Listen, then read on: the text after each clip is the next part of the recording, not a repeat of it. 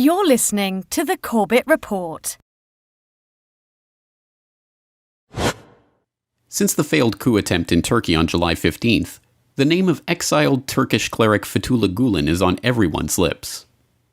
Not only is President Erdogan pointing the finger at Gülen as the mastermind of the coup, so is General Hulusi Akar, the chief of staff of Turkey's armed forces and the country's top-ranking general. In testimony to prosecutors in Ankara earlier this week, he stated that while he was being held captive by pro-coup soldiers, he was asked to speak to Gülen, who he described as their opinion leader, but he refused. "I believe those coup plotters are members of Gülen's organization," Akar said. "I think they thought their organization would take a huge blow after our Supreme Council meeting in August, which we prepared for studiously. This terror organization probably foresaw the outcome of the upcoming meeting and attempted a coup by bombing the parliament building and security offices, killing civilians, attacking their own brothers in arms and units with a ferocity and dishonor never seen before." So who is Fethullah Gülen? Well, that depends who you ask. If you ask the well-coiffed liars of the corporate lapdog media, Gülen is a kindly old reclusive imam who is operating a multi-billion-dollar global Islamic school network from his compound fortress in Pennsylvania. For some reason or other. We went to Turkey to learn more and found Gülen schools are everywhere and considered the best. They're often multi-million-dollar high-tech facilities where girls are equal to boys and English is taught starting in first grade.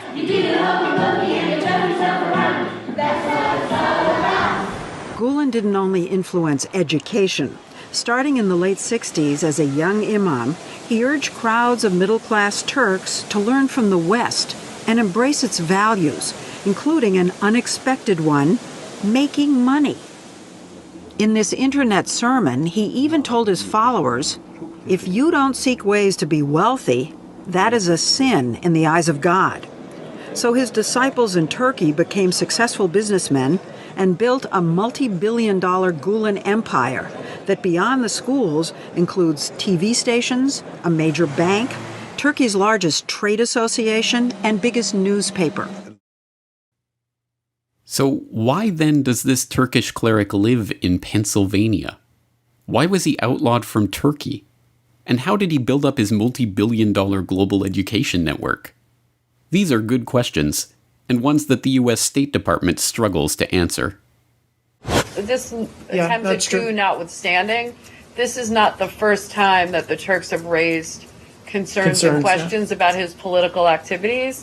Has there ever been any kind of move to talk to him or investigate any of these allegations? To talk to Gülen himself? Or, his associates to investigate any of these allegations? Because they're long-standing allegations that he's trying to subvert the political Honestly, process. Elise, I'm not sure what our history of contact has been with him. I can try to get more information Can you? Tellingly, it takes the crack journalists over at America's flagship TV news program 7 minutes of waffling before they can even offer this journalistic shrug of an answer to the questions about Gülen. When Gülen came to the U.S. in 1999, it was for medical treatment. But then this video surfaced, in which he seemed to order his flock to surreptitiously take over key government positions in Turkey in a stealth Islamic coup. Accused of treason by the government at the time, Gülen decided to stay in the Poconos, even after he was cleared in 2008 in absentia. Why is he still in America? Well, I think if he were to come back, then there would be such a brouhaha, and I think he would be afraid of being seen as being too powerful. Too powerful because it seems that his followers have taken over key positions in the Turkish government and the police. If he says jump, people jump. There's no doubt about that. And oh so predictably, directly after admitting that the Gülenist movement had infiltrated the highest levels of political power in Turkey, and that he's being sheltered from reprisal by the American government, the voice of mainstream journalism then creates a straw man argument about his goals that they can then safely pigeonhole under the CIA's weaponized PSYOPs term of choice, conspiracy theory. Seeming to have such power, this Wizard of Oz recluse invites conspiracy theories that he's running Turkey from the Poconos and is bent on global Muslim domination. If this mainstream non-narrative fails to satisfy, it is because key details about the man and his movement are missing from it. How did a Turkish cleric of humble origins who makes no public appearances and is seen by almost no one amass a global network of schools, TV and print media, a trade association, and a bank, all operated from a compound in Pennsylvania despite having been wanted by the Turkish government for decades, and all without having a registered mail address, corporate registration, or even a central bank account? For the answer, we need to look at the Imam's unlikely list of high-ranking accomplices, like Bill Clinton, who gushed about Gülen at a friendship dinner hosted by the Turkish Cultural Center. By being here tonight, you are contributing to lasting peace and security at home and abroad. You're contributing to the promotion of the ideals of tolerance and interfaith dialogue, inspired by Fethullah Gülen and his transnational social movement. The mouthpiece of the American establishment, the New York Times, is also in Gülen's corner.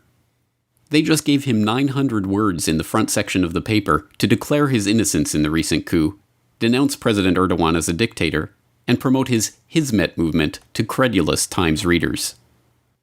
And then there's Graham Fuller, a former vice chairman of the CIA's National Intelligence Council who is best remembered for penning a memo that, according to the New York Times, later became the basis for the Iran-Contra scandal. Immediately following the coup, he wrote an extended defense of Gülen and his movement in the Huffington Post, stating, "I believe it is unlikely that Gülen was the mastermind behind the dramatic failed coup attempt against Erdogan last week." Gülen has always embraced the importance and dignity of the state in the best Ottoman tradition. He has supported the state against earlier Islamist movements that raised Islam over the state. He even felt compelled to support the military takeover of the state in 1980 in order to preserve the state in the face of raging guerrilla warfare raging in the streets. Basically, however, he supports democracy over military rule as the surest guarantee for the freedom of Hizmet to exist and conduct its social mission. So why is this former CIA official defending Gülen? As Fuller himself goes on to explain, "In the interest of full disclosure, it is on public record that I wrote a letter as a private citizen in connection with Gülen's U.S. green card application in 2006, stating that I did not believe that Gülen constituted a security threat to the U.S. Since then, enemies of Gülen and many conspiratorial-minded Turks decided to connect the dots. The fact that I was a U.S. Central Intelligence Agency official, I had retired from the agency 18 years before, and that I had spoken out in defense of Gülen constituted clear proof that Gülen is a CIA agent." Clear proof? Certainly not. But relevant to an investigation of Gülen and his many high-ranking and powerful connections? Certainly. Also relevant, the testimony of Osman Nuri Gündüz. He was the former head of Turkey's intelligence agency, MIT, and served as the chief intelligence advisor to Prime Minister Tansu Çiller in the 1990s. In his biography, published in 2011, he claims that in the mid-1990s, the Gülen network was sending CIA agents to Central Asia undercover as English teachers for their madrasas in the region. According to Gündüz, Gülen sheltered 130 CIA agents this way at its schools in Kyrgyzstan and Uzbekistan alone. Another relevant dot on this trail involves Nasip Hablamatoglu of Ankara University, who made headlines in January 2001 for writing a report that was submitted in an Ankara courtroom where a hearing on Gülen was taking place. The report, entitled Operation Agents, Infiltration Spies and Fethullahists, claimed that Gülen voluntarily worked as an agent for the CIA and lived under the protection of the FBI in the state of Pennsylvania on a private estate designed for him.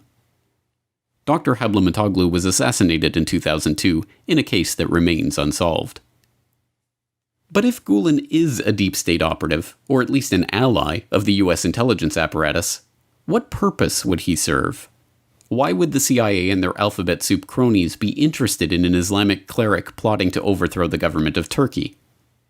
Certainly the use of the Gülen network schools to place CIA and other deep state agents undercover in geopolitically strategic and diplomatically sensitive Central Asian countries would be one use for such a relationship. Another motive comes from Latif Erdogan. He's no relation to President Erdogan. Latif is the man who helped build up Gülen's Hizmet movement over the decades, and until a few years ago was considered the presumptive heir to the Gülen network. Latif Erdogan split with Gülen, however, after the imam took up residence in Pennsylvania and began establishing links with American neocons, the CIA, and the Mossad. This was soon reflected in Gülen's stance on Russia and Iran, as well as being broadly supportive of Israel. As Latif Erdogan told the Middle East Eye in 2014, the Gülen movement is a parallel state within Turkey. At the beginning, our goal was to educate people in religion and morality, but the movement went political when it got bigger. Gülen changed and turned to politics and wanted to be a leader who can rule Turkey. We started on our road together with a spiritual message, but now it's only secular. Gülen himself is unequivocally a pro-European Union and Atlantic person, a free marketeer and a pragmatist on Israel. Erdogan is at his core a populist reactionary, a state capitalist, and a crony capitalist. The picture that emerges is an old one, and an all-too familiar one to those acquainted with Western intelligence operations over the decades. Gülen, it seems, is a pliant tool, a Trojan horse to be used as a beachhead in Turkey for the establishment of a more Western-friendly regime. His desire for power is to be humored to the extent that it can deliver the goods. A cooperative Turkish state that won't buck against the Atlanticist powers or Israeli interests. The Turkish people, as usual, are the ones left squeezed in the middle. As Erdogan begins to clamp down on every part of the country in his quest to rid the Gülenists once and for all, the country is thrown into turmoil. And left waiting in the wings to take his place, exactly as in Iran in 1979, is the CIA's chosen golden boy. I want to thank you for your contributions to America, for your contributions to stronger Turkish-American relationships and better understanding, and especially for your friendship to Hillary and to me. The Corbett Report is brought to you by you. Your support makes the Corbett Report possible. Sign up for the subscriber newsletter or purchase a DVD at corbettreport.com/support.